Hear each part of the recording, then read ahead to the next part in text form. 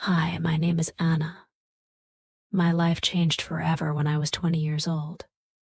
This is a story about love, heartbreak, and resilience. It's a journey that taught me the power of forgiveness and hope. Let me take you through it. When I was 20, I met John. He wasn't extraordinary, just a kind, simple man with a warm heart. We fell deeply in love. Every day we talked about our dreams, laughed, and imagined a future together. But one day, a small misunderstanding turned into a big argument. It felt impossible to fix, and we stopped meeting. I waited for John, hoping he would come back, but he never did. A few weeks later, my world turned upside down. I found out I was pregnant. I was scared, confused, and unsure of what to do. I tried reaching out to John to tell him the news, but he ignored me completely. Time passed, and I gave birth to a beautiful baby girl, Emily. She was my world. But my joy was short-lived. Emily was born with a serious illness. Her treatments were expensive, and I was struggling to make ends meet. My parents helped as much as they could, but it wasn't enough. Out of desperation, I reached out to John again, not out of anger, but because Emily needed her father. At first, John refused to help. After months of pleading, he finally agreed to pay $100 a month as child support.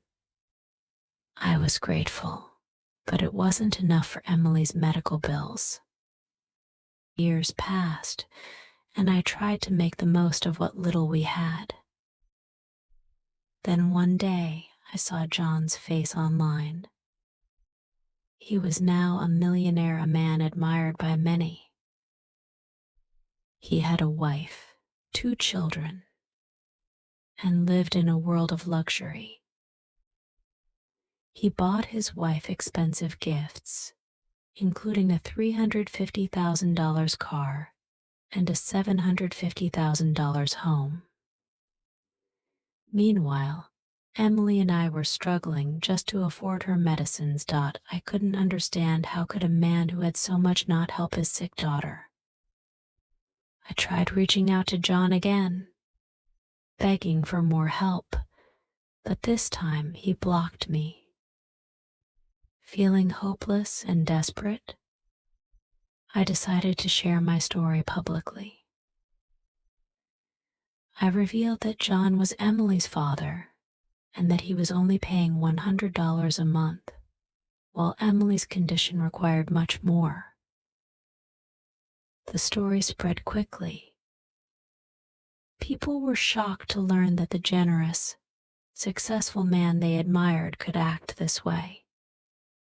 His reputation took a massive hit, and many criticized him. But I wasn't spared from judgment either. Some accused me of speaking out because John was rich, or of trying to ruin his family. Their words hurt deeply. I didn't want revenge, I just wanted help for my daughter. When it became clear that nothing would change, I stopped fighting. Instead, I focused on Emily and finding happiness in our little world.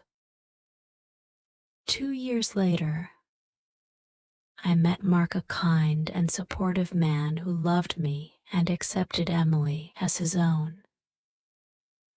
We got married and started a new chapter. Mark treated Emily with the love and care she deserved, and for the first time in years we felt like a family. One day, out of nowhere, John reached out. He wanted to meet Emily. I was shocked, but I agreed. Mark supported my decision, and we arranged to meet at a park. When John saw Emily, he broke down. Tears streamed down his face as he hugged her tightly.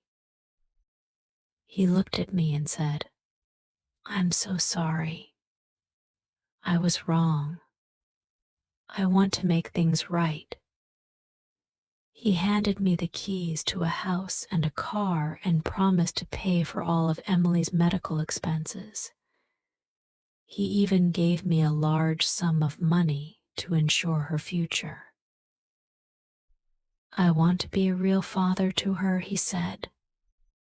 "She deserves my love and care." From that day on, John kept his promises. He became a regular part of Emily's life, not just with money, but with his time and attention. Emily's health improved, and her happiness was all that mattered to me. Even John's wife reached out to me one day.